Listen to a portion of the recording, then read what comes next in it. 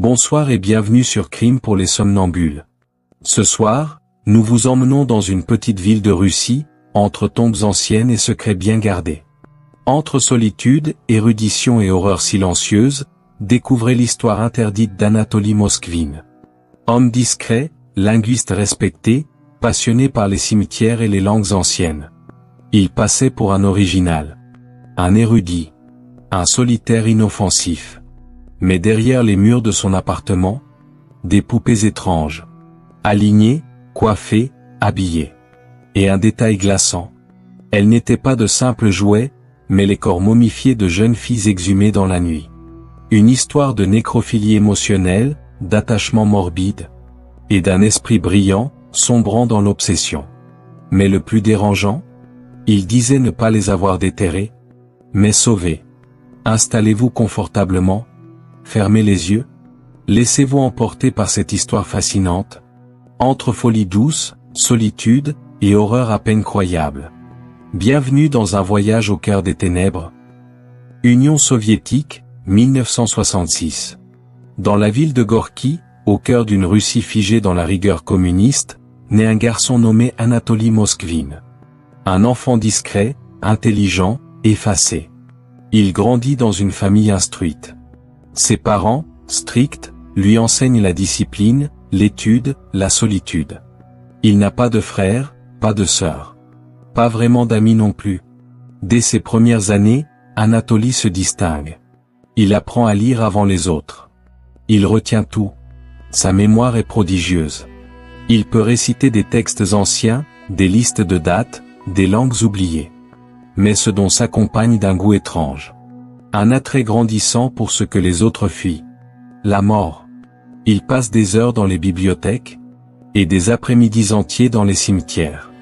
Alors que d'autres enfants jouent dans les parcs, lui déambule entre les tombes. Il les lit, les étudie, les photographie. Il y trouve une forme de paix, un ordre, un silence, une vérité. Les adultes le trouvent bizarre. Les enfants le trouvent inquiétant. Mais personne ne l'arrête. Il n'a jamais peur, ni des morts, ni de la nuit. Et dans son esprit, une idée naît doucement, comme un murmure. Les morts ne sont pas partis. Ils attendent. Ils parlent, peut-être. Et lui seul semble les écouter. Anatoly devient un enfant de l'ombre, fasciné par ce que les vivants ne veulent pas voir. Et sans que personne ne s'en aperçoive, quelque chose s'enracine en lui. Quelque chose de froid, de méthodique, de silencieux. Ce n'est pas encore un monstre. Pas encore un criminel. Juste un garçon étrange, que la mort regarde déjà. Il a 12 ans. Un âge fragile, à la lisière de l'enfance et de ce qu'on appelle l'âge de raison. C'est à cet âge qu'Anatoly Moskvin vit une expérience qui, selon ses propres mots, a changé le cours de son existence. Un jour gris. Une marche silencieuse. Une cérémonie qu'il ne comprend pas. Des adultes, peut-être des voisins, peut-être des figures religieuses l'emmènent à un enterrement.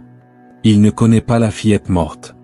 Elle avait son âge, peut-être un peu moins. Il ne lui demande pas son avis. Il ne lui explique rien. Devant le cercueil ouvert, on lui ordonne d'embrasser le front glacé de la morte. Pas un geste d'affection. Un rituel. Un acte forcé, figé dans la tradition ou la folie. Le contact est bref. Mais dans l'esprit d'Anatoly, il est éternel. Il ne ressent ni dégoût, ni peur. Il ressent une présence. Une connexion. Comme si quelque chose de l'autre côté l'avait vu. L'avait reconnu. Il dira plus tard que ce moment l'a lié à la mort. Non comme une fin, mais comme un monde parallèle, accessible, profond, presque familier. Il commence à rêver de cercueils. De tombeaux. De jeunes filles mortes qui lui parlent dans son sommeil. Il ne dit rien à ses parents. Il ne dit rien à personne. Mais il retourne de plus en plus souvent au cimetière. Il parle aux pierres. Il s'assoit auprès des tombes récentes. Il lit les noms, imagine les voix, invente des histoires.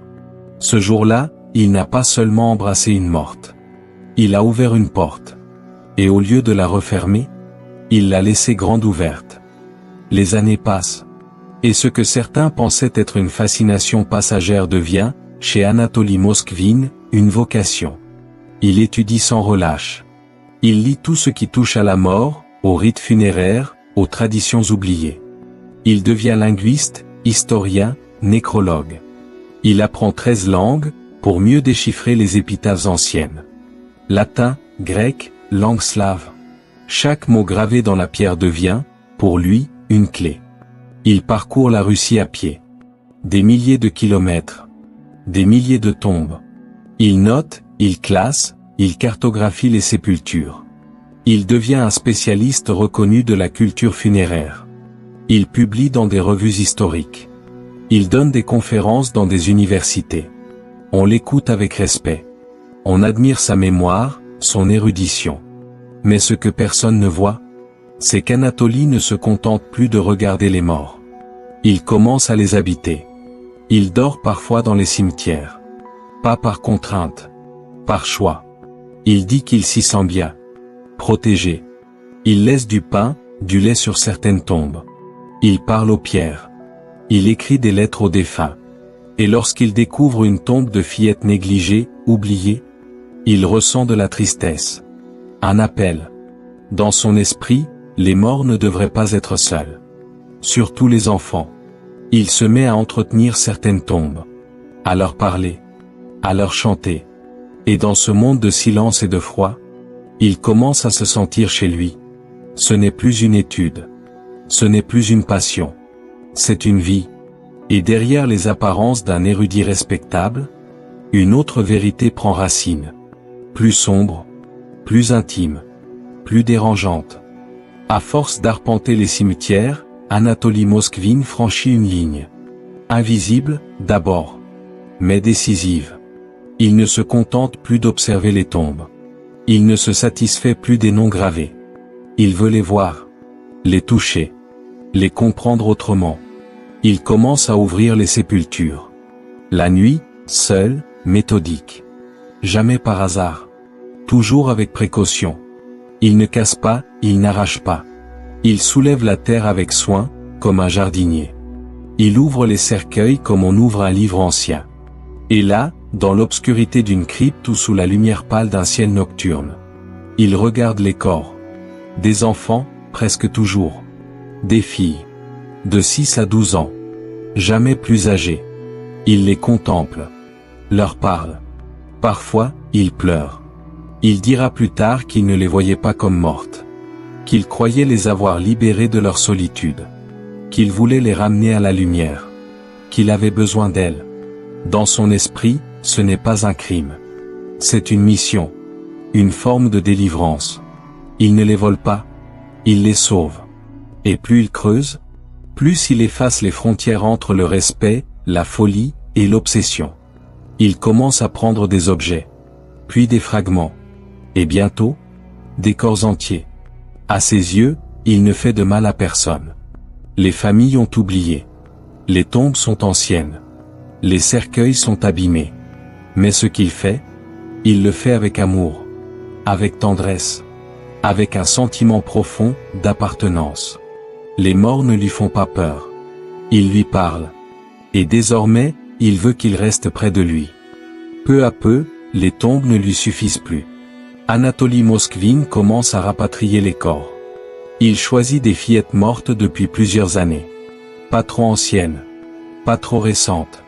Juste assez préservées pour que leurs traits soient encore visibles.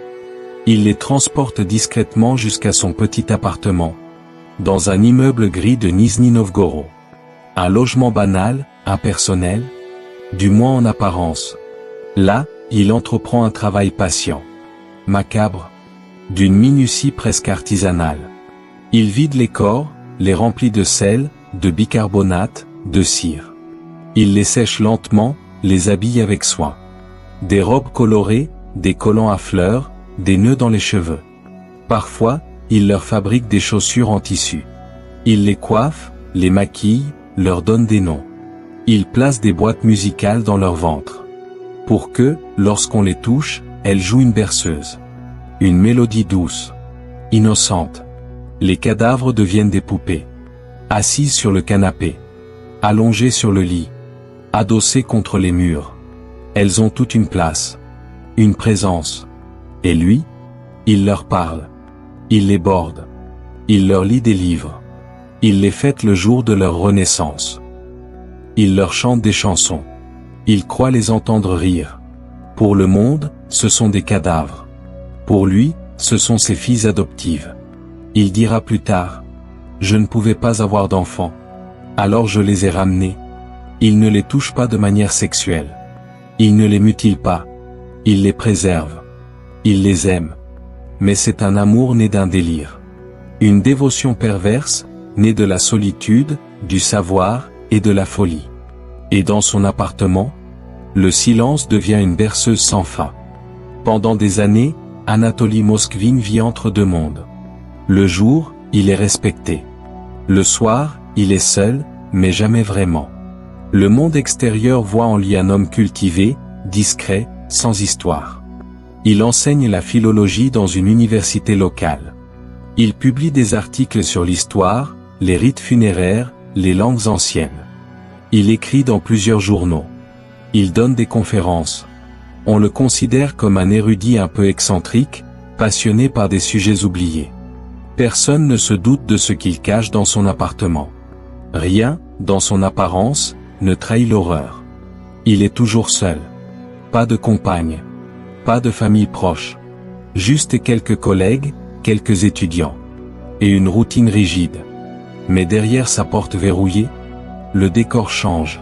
Dans les pièces silencieuses de son logement, des dizaines de corps reposent, assis, maquillés, vêtus. Il leur parle chaque soir. Il les protège de la poussière. Il leur souhaite bonne nuit. Il les appelle par leur prénom. Il vit avec elles. Jour après jour. Semaine après semaine. Une existence parallèle, soigneusement dissimulée. D'un côté, l'homme de lettres. De l'autre, le collectionneur de morts. Parfois, il sort. Il retourne au cimetière. Il prend soin de tombes abandonnées. Il choisit de nouvelles amies. Et si le moment lui semble juste, il les emporte. Il n'a pas peur d'être découvert. Il pense que ce qu'il fait est bien. Dans son esprit, il ne viole pas les morts. Il les sauve de l'oubli. Il leur donne un foyer. Un nom. Une chanson. Et pendant que le monde avance, lui reste figé. Entouré de souvenirs qui ne sont pas les siens. Et de vie, qu'il refuse de laisser partir. Un simple appartement. 2 pièces. Une cuisine. Un couloir étroit. Des rideaux tirés. Des fenêtres closes. Et derrière ces murs, une scène irréelle. Anatoly Moskvin a fait de son domicile une chambre funéraire déguisée. Partout, des poupées. De tailles différentes. Assises, allongées, soigneusement placées. Mais à y regarder de plus près, ces poupées ne sont pas de simples jouets. Elles ont une densité étrange. Des proportions trop humaines. Des regards vides qui ne clignent jamais. Leurs visages sont recouverts de masques faits de cire, de tissu, de peinture. Certains ont des yeux en verre. D'autres des boutons cousus à la place des paupières. Des bonnets, des rubans, des chaussons brodés. Tout est fait pour dissimuler. Pour donner une illusion de vie. À l'intérieur de leur corps, des mécanismes. Boîtes musicales, morceaux de jouets, ressorts rouillés. Quand on les touche, certaines émettent un son. Une mélodie. Un soupir mécanique. Sur les murs, des dessins d'enfants. Des cartes d'anniversaire. Des prénoms tracés à la main. Chaque poupée a son identité. Un passé imaginé. Une histoire réinventée. Et lui, au milieu, vit comme un père attentionné. Il leur parle à voix basse. Il les couvre d'une couverture le soir. Il leur prépare parfois des repas. Il leur lit des contes. Il dira: elle m'attendait. Je leur ai évité l'enfer du sol froid. Mais ce n'est pas de l'amour. C'est de la possession. Une volonté d'annuler la mort. De figer le temps. De contrôler ce que personne ne devrait contrôler. Et plus personne ne franchit sa porte. Il a fermé le monde à double tour. Il a recréé une famille, tissée d'ossements et de tissus. Un sanctuaire d'ombre, où le silence est roi, et la mort, une compagne de tous les instants. Ce qui, au départ, semblait être une obsession isolée devient, au fil du temps, une compulsion irrépressible.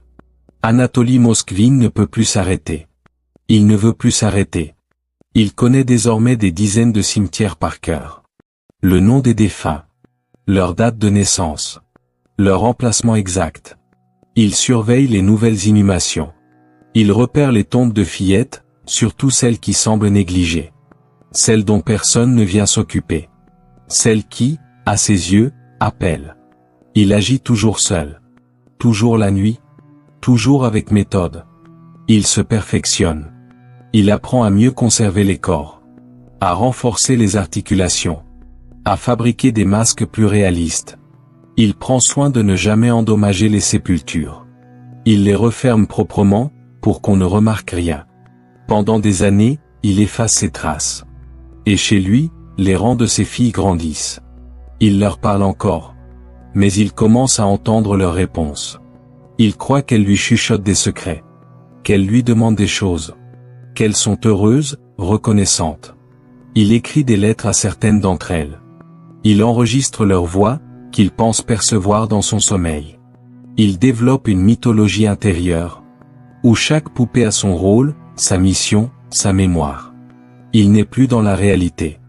Il vit dans un monde suspendu entre rêve, délire, et érudition morbide. Un monde dont lui seul connaît les règles. Et même si son appartement est exigu, saturé, oppressant, il continue d'en ramener d'autres. Encore et encore. Car dans son esprit, il n'en fait jamais assez. Il ne sauve pas seulement des corps. Il sauve des âmes. Et une question commence à se former, lentement, dans le silence des tombes. Josquillera-t-il? Combien d'enfants faudra-t-il encore exhumer pour qu'il s'arrête? S'arrêtera-t-il jamais? 2011. Quelque chose, enfin, attire l'attention. Dans les environs de Nizhny Novgorod, une série de profanations de tombes trouble les autorités locales. Les sépultures concernées sont toujours les mêmes. Des enfants. Des jeunes filles, enterrées parfois depuis des années. Le travail est propre. Pas de vol d'objets. Pas de vandalisme gratuit. Seulement une étrange constance, les cercueils sont ouverts, et les corps ont disparu. La presse commence à évoquer un voleur de cadavres. Un marginal, peut-être. Un déséquilibré. Mais il n'y a pas d'indice, pas de témoin. Le mystère s'épaissit. Et les familles, peu à peu, exigent des réponses. Un jour, la police décide de fouiller les zones suspectes avec des chiens et des relevés précis. Elle établit une carte des tombes profanées. Les points forment un motif, un trajet. Un rayon qui semble toujours converger vers un quartier résidentiel. Et dans ce quartier, un nom revient souvent. Un homme discret. Un intellectuel. Connu pour ses écrits sur les cimetières. Anatoly Moskvin. Les enquêteurs pensent à une simple vérification. Ils s'attendent à trouver des documents, peut-être des photos, quelques notes. Mais ce qu'ils vont découvrir, dépasse l'imaginable. Ils obtiennent un mandat. Ils se présentent chez lui. Et derrière la porte, ils ne trouvent pas un salon. Pas une bibliothèque. Mais une nécropole privée. Des formes assises sur des chaises. Des visages maquillés. Des robes, des nœuds, des bras immobiles. Les policiers s'immobilisent. Il y a là, des poupées. Ou du moins, ce qu'ils prennent d'abord pour des poupées. Jusqu'à ce qu'ils s'approchent. Et que la vérité leur saute au visage. Dès les premiers pas à l'intérieur, les policiers comprennent. Ce qu'ils ont sous les yeux n'a rien de factice. Rien de décoratif. C'est un tombeau, déguisé en chambre d'enfant. 26 corps. Assis sur des chaises. Allongés sur des lits. Appuyés contre les murs. Leur peau a été traitée, séchée, recouverte de tissu, de cire.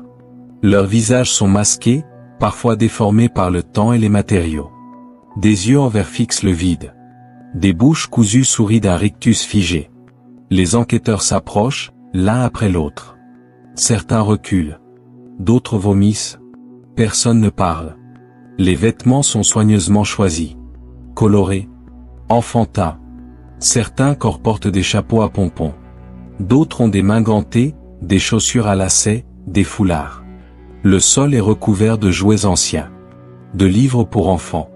De carnets. De dessins. Et dans certaines poupées, les policiers trouvent des boîtes musicales cousues dans les ventres. Elles se déclenchent quand on les soulève, répandant une douce berceuse dans la pièce. Une chanson, au milieu des morts. Anatoly Moskvin est arrêté sur place.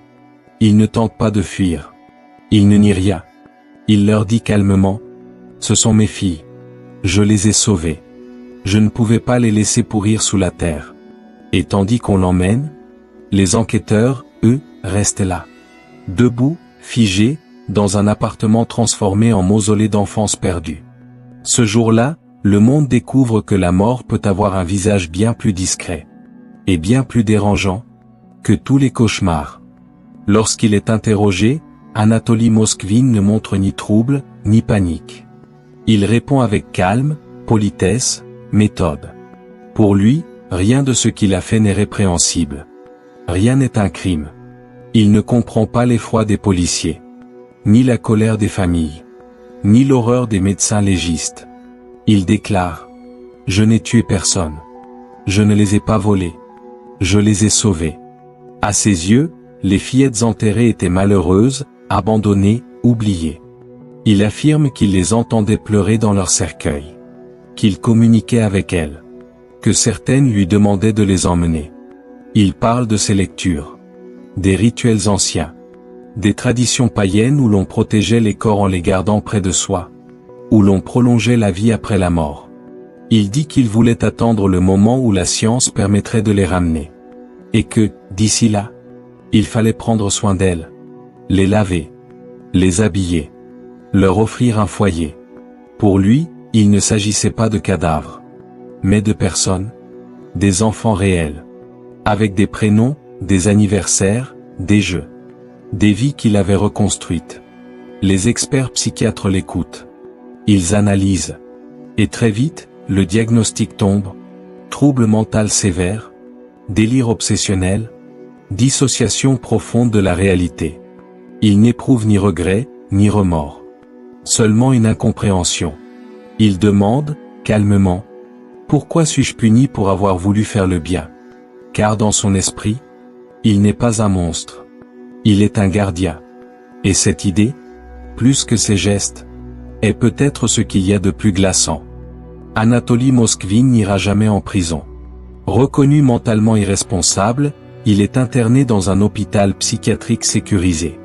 Là-bas, il suit des traitements. Il rencontre des spécialistes. Il répond toujours avec courtoisie. Mais rien ne change, au fond. Ses croyances restent intactes. Ses gestes, justifiés. Ses intentions, pures selon lui. Il continue d'écrire. Sur les rites funéraires. Sur la mort. Sur l'âme et ses voyages. Il propose des réformes des pratiques d'inhumation. Il déclare qu'enterrer les enfants est une cruauté. Que les ramener auprès des vivants est un acte d'amour. Le public, lui, ne peut oublier. Le choc est immense. Les images de son appartement font le tour du monde. Les familles des jeunes filles pleurent encore. Mais lui, derrière les murs blancs de l'hôpital, ne regrette rien. En 2020, il demande à être libéré. Il affirme que ses soins ont porté leurs fruits. Qu'il est prêt à retrouver une vie normale. Les psychiatres refusent. Trop dangereux. Trop instable. Trop imprévisible. Et surtout, toujours habité par cette certitude délirante. Que ses poupées l'attendent. Celles qu'il appelait ses filles. Celles qu'il bordait chaque nuit. Celles qu'il avait volées à la terre. Et tous se demandent. S'il sortait, recommencerait-il? Irait-il de nouveau arpenter les cimetières? Creuser la nuit, écouter les voix? Ramener la mort à la maison? Aujourd'hui encore, il est vivant. Enfermé, mais lucide. Protégé du monde, ou bien, le monde protégé de lui. Et son histoire, plus qu'un fait divers, est devenue une légende noire. Un récit que l'on murmure à mi-voix. Un avertissement. Car parfois, le plus effrayant n'est pas ce que l'on voit, mais ce que l'on croit faire par amour. Et dans un petit hôpital russe, derrière une porte verrouillée, vit un homme convaincu d'avoir offert la tendresse à la mort. Un homme que certains appellent encore le collectionneur de morts.